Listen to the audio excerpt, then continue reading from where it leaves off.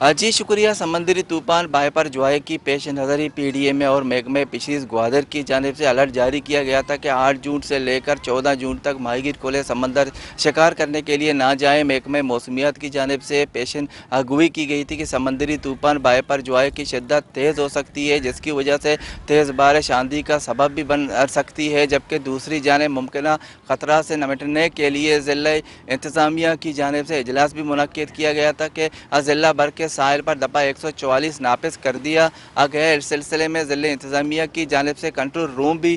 قائم کیا گیا ہے، جہاں پر ضلع بھر میں ہونے والی تیز بارشوں اور آندھیوں کو مانیٹرنگ کیا جائے گا تاکہ کسی بھی ناخوشگوار واقعہ سے پوری طور پر نمٹا جا سکے۔ مزید بتاتا چلوں کہ ماہی گیر کھلے سمندر شکار کے لیے جا رہے ہیں اور شکار کر کے بھی آ رہے ہیں۔ پی ڈی ایم میں اور محکمہ فشریز کی جاری کردہ الرٹ کو خاطر